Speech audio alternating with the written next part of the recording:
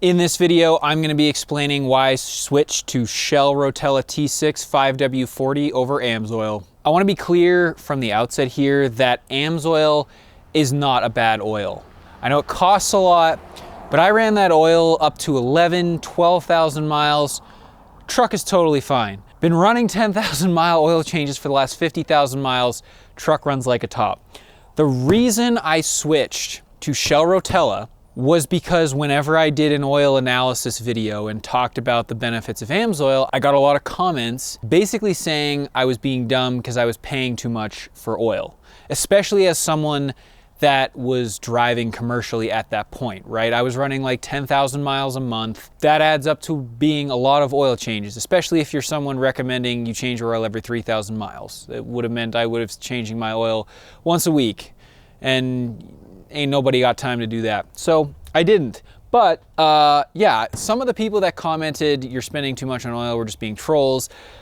There were a lot of folks though that brought up a really good point. They're like, hey, why would you buy Amsoil and run it for 10, 11, 12, 15,000 miles when you could buy a cheaper oil and just change it more often? So that kind of got the wheels turning. And then I interviewed Derek and his truck, and he got 892,000 miles out of his original motor. And he was using Mobil Delvac 15W40. I had never heard of someone using that kind of oil in one of the engines, probably because I live under a rock. All right, if he's using a cheaper oil than Amsoil, he ran that oil 15,000 miles before he would change it on that motor that he got 900,000 miles out of. So the reason I'm switching to T6 is to test it for you, the viewer, and for me to see in a real world test. Like, yes, this, if you pour it out in a cup, send it to the lab and do the same thing with Amsoil Signature Series, Amsoil Signature Series is a better oil, like hands down. It's just a nicer oil, okay? We've established that. This is half the cost. And if you buy it at Walmart, it's even less. You can get this for like 26 bucks a gallon. So that means an oil change is like, what would that be? I think it's $20 for a motorcraft filter, and then, I mean, $75, $100. Your oil change goes from being $100 with this combination with the motorcraft filter to, if you buy an Amsoil filter for $40 and then you buy their oil, to, you know, over $200 if you don't have their, you know, their members only discount thing, which I did. But yeah, it just gets really expensive. So the whole reason I switched to T6 wasn't because I'm saying Amsoil is bad.